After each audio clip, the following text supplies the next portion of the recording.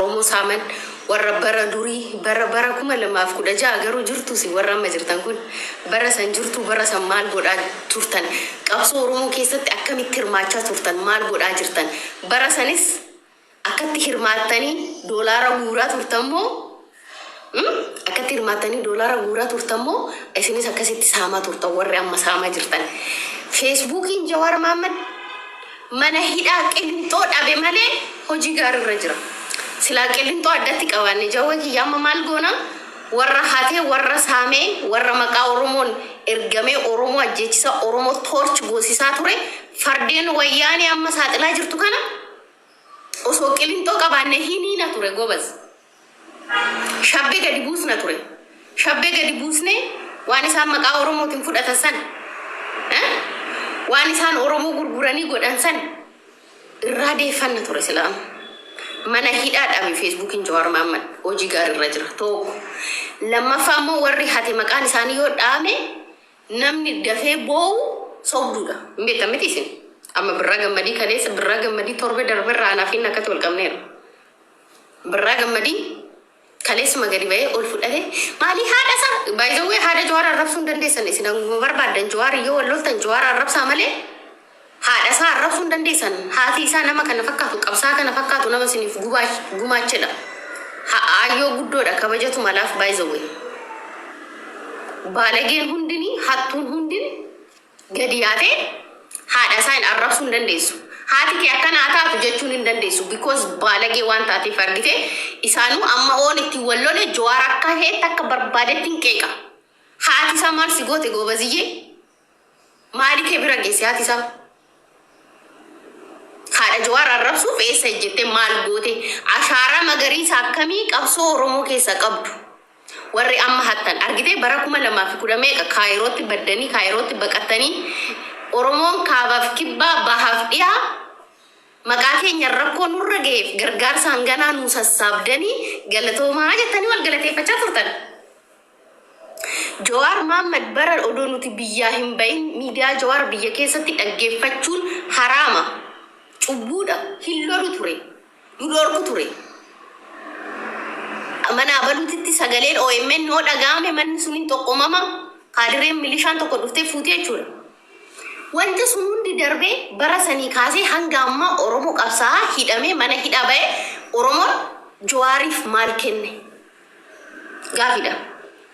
Warri amma miidiyaa irratti saaxilamaa jiru warri viintoo wal dibee gaara keessa gangalatee asitti akka nama du'ee intini laxafatee faashaa adii asirratti laxafatee suuraa ka'ee abaluun miidhame jedhee uummanni kiyya girrisee gargaarsa biliyeena meeqa walitti qabee nyaate kun Jawaar bara waggaa meeqa hanga har'aa ka qabsaa'e Oromoon Jawaariif maal godhe?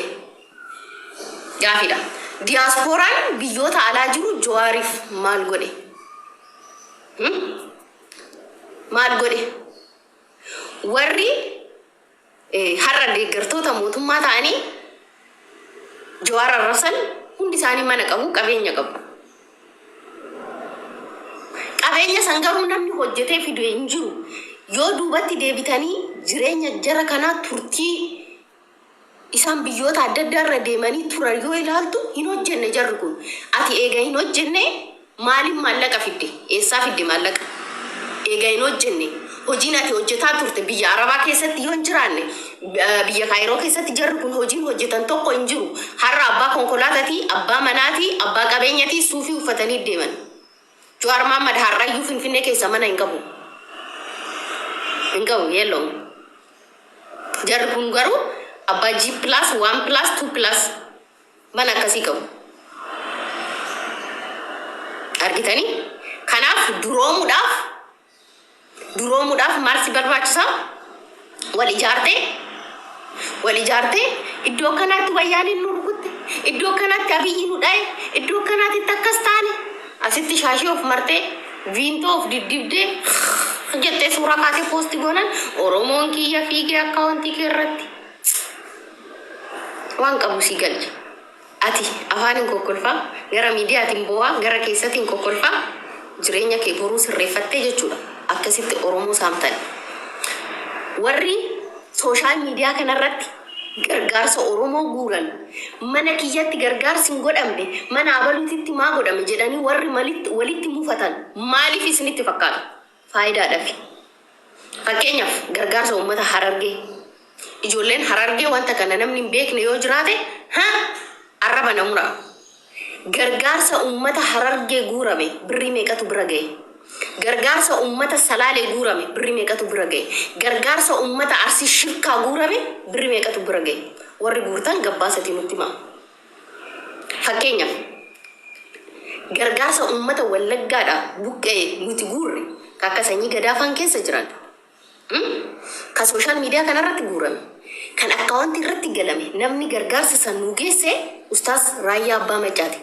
Birriin hanganaa nurra galee jedheet viidiyoo waraabe. Gaafa gargaarsa san uummata geessu viidiyoo nu waraabe gargaarsa san geessu nuuf erge Ustaas Raayyaa Abbaa Maccaa. Maallaqa nurra galee jedhee Ustaas Raayyaa Abbaa Maccaa dubbatee fi bank statementii nuti ilaalchifne akkatti walqixa dhufe. Birriin tokko hin hir'anne birriin tokko hin daballe. Dumbulloo cabdutti hin buune jechuudha namni kun nama dhugaati. Kanaaf gargaarsa Oromoon gargaaree osoo hin nyaatamin directly uummata san bira ga'e gargaarsa uummata Wallaggaa qofaa jechuudha. Gargaarsa uummata Walloo gimmaashatti jimlaatti nyaataman. Kan miidiyaa irratti guurame qofa kan garee WhatsApp irratti ijaaramee guurame odoo isinitti agarsiisee akkam taatu isin.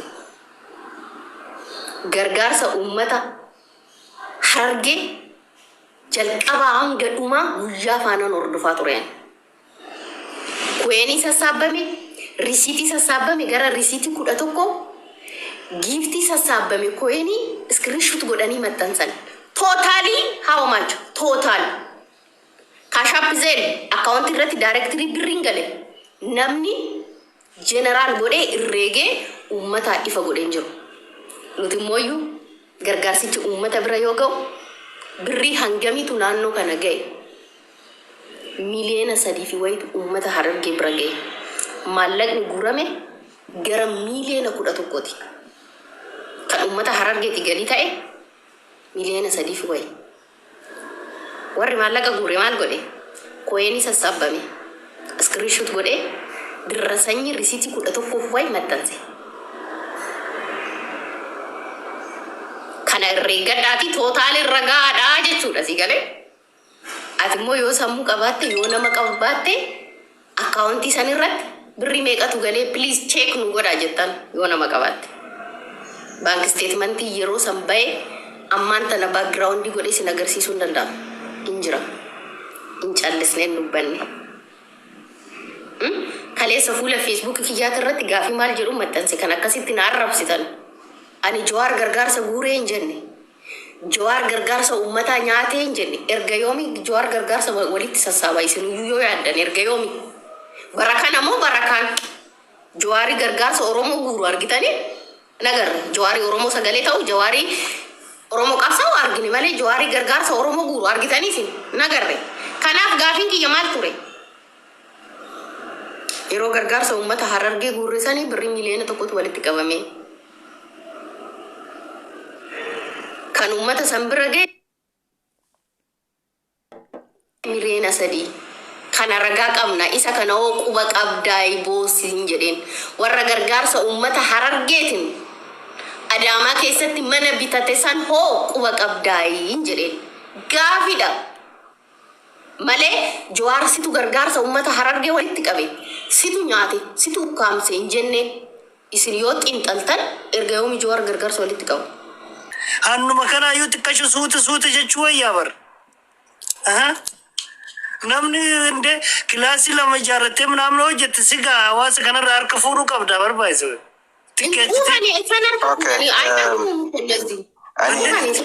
Miidiyaa kanarra dadhabne barreef jibbaanne dadhabne tiliisuu kaane ji'a jarraan sargi ji'a jarraan geemiidha ji'a jarraan yoo geemiin dhumate immoo deeggarsa yoo deeggarsu yoo jala gadi buute wanti tokko hin jiru harmeen takka bishaan hin dhuyin